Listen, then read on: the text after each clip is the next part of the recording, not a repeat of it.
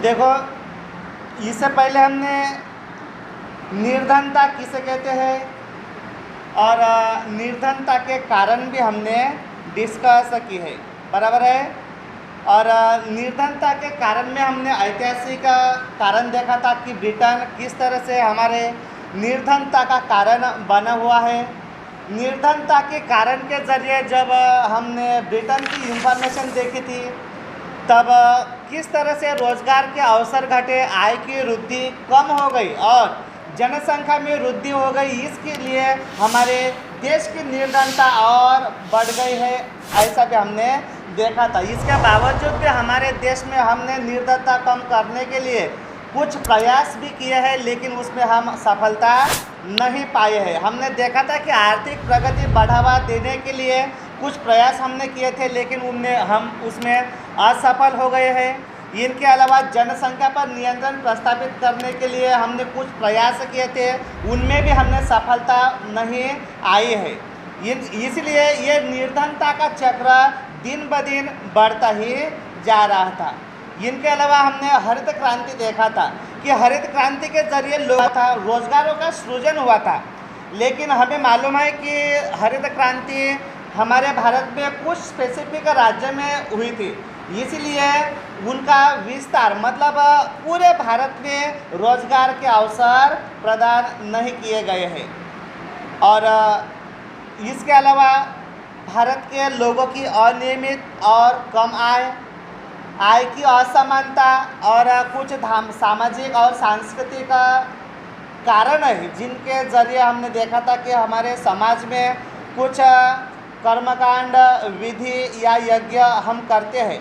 इसलिए हमारे पास हमारी संस्कृति मानती है, परंपराएं मानते हैं, इसलिए हमारे पास अगर पैसा नहीं रहा तो भी हम कर्जा लेकर हम ये गतिविधियाँ पाड़ते हैं। इसलिए हमारे निर्धनता का पहले ही निर्धन रहते हैं और निर्धनता का कारण भी बढ़ता है। और किस तरह से हम कर्ज में आते हैं, कर्जा लेते हैं, लेकिन अगर हम खेती के लिए कर्जा लेते हैं, सामाजिक सांस्कृतिक गतिविधियाँ पाड़ने के लिए भी हम कर्जा लेते हैं, लेकिन कुछ कारण के जरिए अगर हम उसे भुगतान नहीं कर पाते हैं तो हम ऋणग्रस्त बन जाते हैं। इस तरह से हमने निर्धनता के कई कारण हमें दिखाई देते हैं। आज हम निर्धनता एक चुनौती, इस चैप्टर में निर्धनता की निरोधी उपाय क्या है, हम कहते हैं कि पूरे भारत में निर्धनता एक किस तरह से कारण बनता है और एक सबसे बड़ी चुनौती हमारे देश के सामने है, हमें यह भी प्रतीत होता है। लेकिन आज हम देखने वाले हैं कि निर्धनता निरोधी उपाय कौन से हैं। देखो, निर्धनता उन्मूलन भारत की विकास की रणनीति का एक प्रमुख उद्देश्य है। मतलब क्या है कि निर्धनता उन्मूलन करना यानी कि नष्ट करना, यानी कि निर्धनता उन्मूलन करना एक भारत के विकास की रणनीति है। मतलब क्या है, ये विकास की रणनीति है। विकास की रणनीति क्या कि अगर हम निर्धनता कम करते हैं तो हमारा विकास हो जाता है, लेकिन निर्धनता अगर कम नहीं होती तो शायद हम प्रगति के पथ पर नहीं जा सकते हैं। और इसीलिए निर्धनता कम करने के लिए सरकार ने कुछ रणनीति अपनाई है, जिसे हम पॉलिसीज या नीति भी कह सकते हैं। सरकार ने निर्धनता कम करने के लिए बहुत ही प्रयास किया है, जिसमें उन्होंने कुछ योजनाएं शुरू की है। कुछ ऐसे योजनाएं शुरू किए हैं कि जिनके तहत हमारे भारत में निर्धनता कम होनी चाहिए, इसके लिए उन्होंने प्रयास किया गया है। इसमें उन्होंने 2 तरीके के प्रयास किया है, जिससे पहला हम आर्थिक समृद्धि को प्रोत्साहन करना चाहते हैं। पहला है आर्थिक समृद्धि को प्रोत्साहन।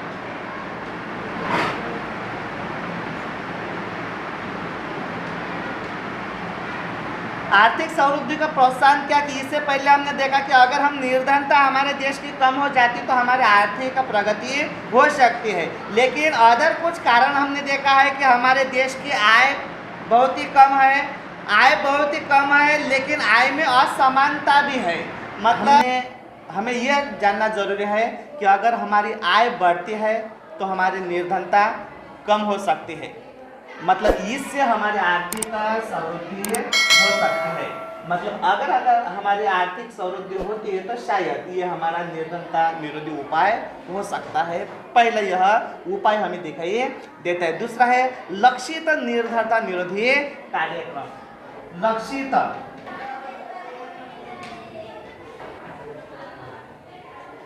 मतलब उन्होंने लक्ष्य तय किया।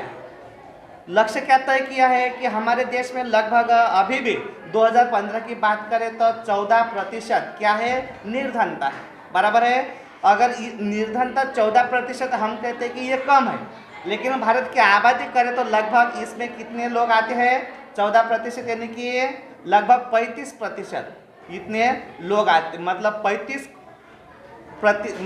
14% यानी कि मतलब 35 करोड़ लोग अभी भी इसमें आते हैं 14% में। मतलब इससे हमें पता चलता है कि 14% ये आंकड़ा कम है, लेकिन आबादी बहुत ज़्यादा है।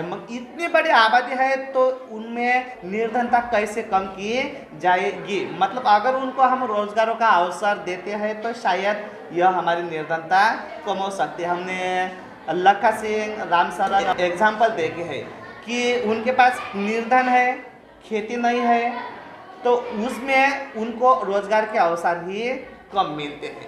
और इसीलिए लोगों को, और इसके बाद हमने ये भी देखा है कि हमारे देश में जितनी भी आबादी है अभी भी 49% लोग कहाँ निर्भर रहते हैं, खेती पर निर्भर रहते हैं। मतलब और खेती कैसे है, जो हंगामी है, मतलब बारिश के मौसम में कुछ गतिविधियाँ खेती में चलती है, लेकिन उसके बाद खेती में कुछ भी वर्क नहीं रहता है। मतलब इतनी बड़ी आबादी अगर खेती में रहती है तो उसके बाद लोगों को खेती में रोजगार के अवसर मिलना चाहिए। ये बात समझकर हमारे देश में लगभग 1990 के बाद ऐसे कुछ उपक्रम लाने का प्रयास किया गया है। उस उपक्रम के जरिए लोगों को रोजगार का अवसर प्रदान हो जाएगा। अगर रोजगार का अवसर प्रदान हो जाएगा तो अपने आप उनकी आय बढ़ेगी। आय बढ़ेगी मतलब हमारी निर्धनता कम हो जाएगी। इस तरह से देखो, यहाँ पर हम पहला पॉइंट देखने जा रहे हैं, आर्थिक समृद्धि को प्रोत्साहन किस तरह से किया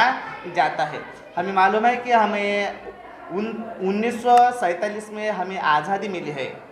आज़ादी मिली है, लेकिन उसके बाद लगभग हमने निर्धनता के कारण देखे हैं। क्या है कि निर्धनता के कारण में ब्रिटिश अर्थव्यवस्था ने हमारी आर्थिक परिस्थिति इस तरह से कमकुवत कर दी थी कि लगभग हमारी प्रगति पर चलाने के लिए बहुत समय लगता था। और यह हमें दिखाई देता है कि लगभग 1980 के दशक तक प्रति व्यक्ति आय हमारे देश में वृद्धि नहीं हुई है। इससे हमें पता चलता है कि अंग्रेजों ने हमारे देश पर किस तरह से आर्थिक शोषण करने का प्रयास किया है। इनके अलावा प्रति व्यक्ति आर्थिक वृद्धि तो नहीं हुई है और ना ही निर्धनता में भी कपात हुई। मतलब निर्धनता भी बढ़ती गई है और प्रति व्यक्ति आय भी कम होती जा रही है। ऐसी स्थिति में लगभग भारत अभी दिखाई देता है। लेकिन 1950 से लगभग अगर हम देखें तो निर्धनता का अनुपात हमारे देश में 45% था। मतलब देखो, हमें मालूम है कि लगभग 1947 में हमारे देश की आबादी लगभग 35 करोड़ थी और इस साल हमने आज़ादी का अमृत महोत्सव मनाया है। मतलब आज़ादी के बाद हमारे देश को 75 साल हुए हैं। मतलब आज़ादी से पहले 35 करोड़ जो आबादी थी तो लगभग अभी 140 करोड़ हो गए। मतलब इस 75 साल में कितनी बड़ी आबादी हमारी बढ़ी है ये हमें पता चलता है। और ये आबादी बढ़ी है मतलब निर्धनता का ये कारण हमें दिखाई देते हैं। ऐसा माना जाता है कि आज़ादी मिली तब हमारा निर्धनता का अनुपात 45% था, तो लगभग 1980 तक ऐसा ही रहता था। मतलब इसमें लगभग 1 या 2% का डिफरेंस अभी दिखाई देता है, लेकिन 30 साल का ये ड्यूरेशन है। मतलब 1950 से 80 तक लगभग 30 साल के ड्यूरेशन में कुछ भी निर्धनता में क्या कपात नहीं हुई है। इनके अलावा 1980 के दशक में भारत की आर्थिक समृद्धि विश्व में सबसे अधिक थी। देखो, हम आर्थिक वृद्धि को प्रोत्साहन कैसे मिलना चाहिए, मतलब निर्धनता कैसे कपात होनी चाहिए, ये हम इंफॉर्मेशन देखने जा रहे हैं। और 80 के दशक तक अगर हम बात करें तो निर्धनता रेट ज़्यादा था और आर्थिक समृद्धि विश्व में सबसे ज़्यादा थी। इससे पहले हमने चार्ट, इसी चैप्टर में चार्ट 3.2 और 3.3 में हमने देखा है कि किस तरह से दुनिया में लगभग निर्धनता का अनुपात की अगर हम बात करें तो लगभग 1.9 तक हमें दिखाई देते हैं। उस दौरान अगर हम बात करें तो भारत में भी लगभग 45% हमें ये निर्धनता का अनुपात दिखाई देता है। लेकिन उसके बाद यह जो विकास का दर है, आर्थिक वृद्धि का दर, आर्थिक वृद्धि का जो दर है, जो लगभग 1950 में 3.5% था, उनसे बढ़कर 1980 to 90 तक लगभग 6% तक पहुंचा है आर्थिक वृद्धि दर। आज हमारे देश में हम कहते हैं कि 8% तक हमारी वृद्धि हो जाएगी, ऐसा हम कह सकते हैं, लेकिन 8 के करीब हमें दिखाई देता है। मतलब 80 में 6% था, आज 2020 की अगर आप बात करें तो 8 या 8.5% तक है। मतलब 20 साल के दौरान ये 2 या 3% से क्या होता है, बढ़ता है। मतलब आर्थिक वृद्धि का दर भी हमारे भारत में कैसा है, कम है या ज़्यादा है? 20 साल में 2% बढ़ता है। मतलब ये वृद्धि दर कैसा है, कम है या ज़्यादा है? कम है। और बढ़ने का स्पीड भी बहुत ही कम है। इसके अलावा विकास की उच्च दर ने निर्धनता को कम किया है। हमारे देश की लगभग हम कौन सा भी व्यवसाय कर सकते हैं, इसलिए हमारा विकास इंडिविजुअल, जिसे हम वैयक्तिक आय कह सकते हैं, वो भी बढ़ गई है। वैयक्तिक आय हमारी बढ़ गई है, इसलिए हमारी निर्धनता भी क्या हो गई है, कम हो गई है। इसके अलावा विकास की उच्च दर और आर्थिक समृद्धि, इनका बहुत ही घनिष्ठ संबंध हमें दिखाई देता है। विकास का उच्च दर, जो इसमें हम देखने जा रहे हैं,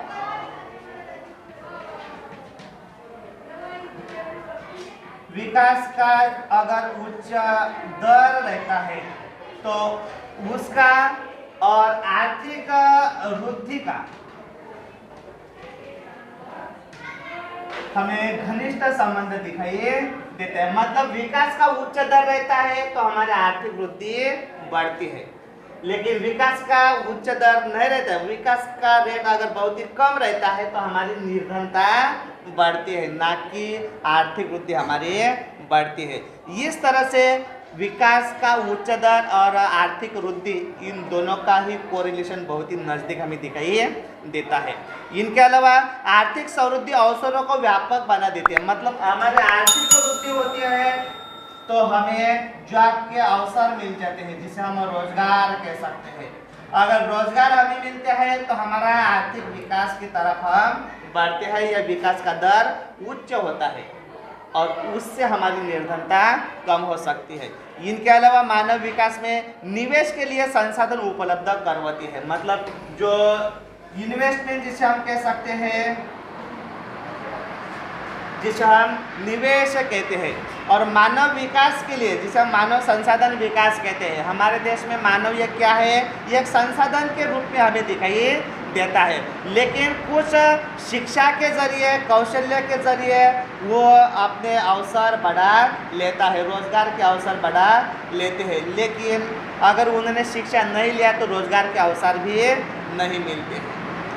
और आपको मालूम है कि शिवरमन के उदाहरण में हमने देखा है कि लगभग हमारी परिस्थिति ऐसे रहती है कि हमारे घर में स्कूल जाने के योग्य लड़के या लड़कियां रहते हैं, लेकिन परिस्थिति ऐसी रहती है कि हम उनको स्कूल भेज ही नहीं सकते हैं।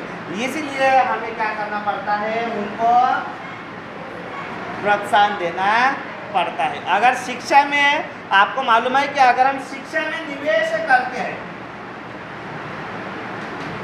आपको मालूम है कि हमारे देश की ट्रेडिशन या परंपरा कुछ ऐसी है, हम कहते हैं कि बिजनेस अगर करते हैं तो हमें तुरंत लाभ मिल सकता है। कौन सा भी छोटा या बड़ा बिजनेस अगर हम करते हैं तो हमें लाभ या बेनिफिट, या जिसे हम क्या कहते हैं प्रॉफिट कह सकते हैं, वो जल्दी ही मिल जाता है। लेकिन शिक्षा में अगर हम निवेश करते हैं तो शायद उनका लाभ 10 या 20 या 30 साल के बाद हमें दिखाई देता है। बराबर है। मतलब हम शिक्षा लेते हैं तो हम खर्चा करते हैं, लेकिन हम जब बड़े होते हैं, हम जॉब करने लगेंगे, तब हमारा पैसा वसूल होने वाला है। बराबर है।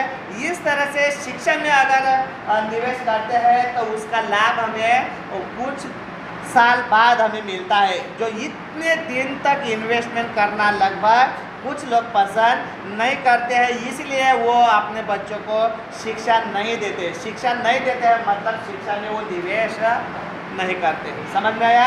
इसीलिए आपको शायद मालूम होगा कि हमारे देश में 6 साल से 14 साल के जो बच्चे या लड़के या लड़कियां रहते हैं तो उनको निःशुल्क शिक्षा दी जाती है। बराबर है।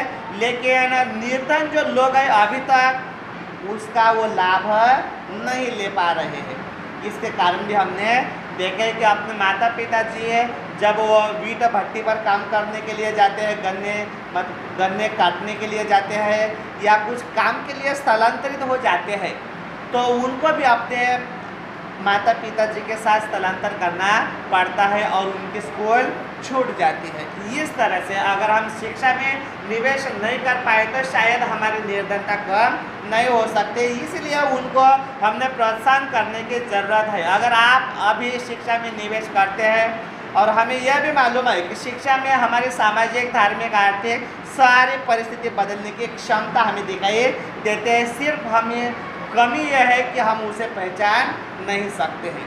इनके अलावा आर्थिक विकास के अवसर से निर्धन लोग लाभ नहीं उठा सकते हैं। इस उदाहरण में हमने देखा है कि लगभग 6 से 14 साल के बच्चों को निःशुल्क शिक्षा दी जाती है, फिर भी वो शिक्षा नहीं ले सकते, मतलब वो अवसरों का लाभ नहीं उठा सकते हैं। दूसरा है कृषि क्षेत्र में समृद्धि अपेक्षा कम। हमें मालूम है कि पालमपुर के गांव की कहानी भी में हमने देखा है कि किस तरह से जो किसान छोटे रहते हैं वो लोन लेते हैं, किस लिए? आर्थिक वृद्धि के लिए। लेकिन अगर बारिश नहीं होती, फसल नहीं उगता है या आता है तो वो लौटा नहीं पाते हैं। मतलब कृषि क्षेत्र भी आर्थिक वृद्धि के लिए ज़्यादा सपोर्ट नहीं करता है। और आपको मालूम है कि इससे पहले भी हमने देखा है कि हमारे देश में लगभग 49% लोग कहाँ रहते हैं? ग्रामीण एरिया में रहते हैं। और ग्रामीण एरिया में रहने वाले लोग कौन सा व्यवसाय करते हैं? खेती करते हैं। और इसलिए यहाँ पर बताया है कि ये जो निर्धनता है, निर्धनता सबसे ज़्यादा प्रभाव किस पर करती है? किस पर करती है? खेती पर करती है, ऐसा माना जाता है। और क्योंकि खेती क्षेत्र में हमारे देश के लोग ज़्यादा रहते हैं। लगभग देश की आबादी की बात करें तो 49% लोग अभी भी कहाँ रहते हैं? ग्रामीण एरिया में रहते हैं। इसलिए यहाँ पर बताइए कि वो ज़्यादा ही इम्पैक्ट इस पर करते हैं। इस तरह से ये 2 कारण हमें यहाँ दिखाई देते हैं। पहला पॉइंट। दूसरा है लक्षित निर्धनता कार्यक्रम। लक्षित निर्धनता कार्यक्रम इन्हें क्या कि लोगों का उन्होंने टारगेट रखा है क्या कि हमारे देश में इतने लोग निर्धन हैं तो इन लोगों को रोजगार का अवसर मिलना चाहिए। और ऐसे टारगेट के ऊपर उन्होंने कुछ कार्यक्रम रखा है रोजगार का सृजन करने के लिए, तो उन्हें क्या कहा जाता है? लक्षित निर्धनता कार्यक्रम कहा जाता है। और आपको मालूम है कि ऊपर के अगर हम निर्धनता निरोधी कारण देखे हैं, यहाँ पर उपाय भी देखे हैं कि इससे हमें पता चलता है कि लक्षित निर्धनता निरोधी कार्यक्रम की हमारे देश के लोगों को कितना ज़रूरी है। और ऐसी अनेक योजनाएं हमारे भारत सरकार ने, राज्य सरकार ने तैयार की है जिनको निर्धनता कम करने के लिए बनाया गया है। और आपको मालूम है कि इसमें पहली योजना यह है महात्मा गांधी राष्ट्रीय रोजगार हमी, जिसे हम क्या कहते हैं? मनरेगा भी कह सकते हैं, जो कब शुरू हुई है? 2005 में शुरू हुई। क्या कहते हैं इसे? मनरेगा, जिसे हम क्या कहते हैं? Mahatma Gandhi National Rural Employment Guarantee Act, जिसे हम क्या कहते हैं? मनरेगा कह सकते हैं, उसको ही मराठी में या हिंदी में क्या कहते हैं, महात्मा गांधी राष्ट्रीय ग्रामीण रोजगार अधिनियम। अधिनियम जिसे हम क्या कहते हैं, एक्ट कह सकते हैं। और ये 2005 में शुरू हुआ है। आपको मालूम है कि महात्मा गांधी राष्ट्रीय ग्रामीण रोजगार अधिनियम के तहत ये कार्यक्रम किसके लिए शुरू किया गया है, ये कार्यक्रम किसके लिए शुरू किया गया है, निर्धनता कम करने के लिए, बराबर है। ये कार्यक्रम में ऐसे कुछ प्रोसेस उन्होंने किया है कि लोगों को रोजगार के अवसर मिलने चाहिए, बराबर है। तो इसमें ऐसा कोई बता सकता है मनरेगा ये व्यवस्था क्या है, मालूम है? देखो, तो ऐसा माना जाता है कि मनरेगा के अंतर्गत एक गांव में जो निर्धन लोग हैं उन लोगों का लगभग 100 दिन तक रोजगार प्रदान किया जाता है। अगर फॉर एग्जाम्पल कि एक छोटा सा गांव है, हमें मालूम है कि लगभग जनवरी के बाद खेती में अगर वो इरिगेशन का इस्तेमाल नहीं करते हैं खेती में, तो खेती में रोजगार के अवसर ही नहीं रहते हैं। तो फिर जो बेरोजगार लोग हैं उनको रोजगार कैसे देंगे? तो यहाँ पर कुछ ऐसे रोजगार जिसे हम खेती के लिए, जिसे हम वेल या बावड़ी भी कह सकते हैं, तालाब भी कह सकते हैं, और कुछ बाढ़ रोकने के लिए कुछ क्या कहते हैं, बांध कह सकते हैं, बराबर है। ऐसे तैयार करके रोजगारों का सृजन किया जाता है। और ऐसा माना जाता है कि अगर लोगों को 100 या 100 दिन तक रोजगार नहीं दे पाते हैं तो फिर भी उनको रोजगार भत्ता 100 दिन का दिया जाता है। ये 100 दिन ही क्यों, कोई बता सकता है कि मनरेगा के अंतर्गत उनको लगभग 100 दिन तक ही रोजगार क्यों दिया जाता है? ये कुछ आपकी सोच में आया है? तो इसका कारण यह है कि जो जिसे हम समर कह सकते हैं, समर लगभग 4 महीने का होता है, लेकिन फरवरी, मार्च, अप्रैल और मई इन दिनों में लगभग रोजगार कुछ भी खेती में नहीं रहते हैं, तो इसी दिन उनको रोजगार मिलने चाहिए। इसलिए मनरेगा के अंतर्गत 100 दिन का कार्यक्रम तय किया गया है। समझ में आया मनरेगा को? तो यहाँ हम रोक दें।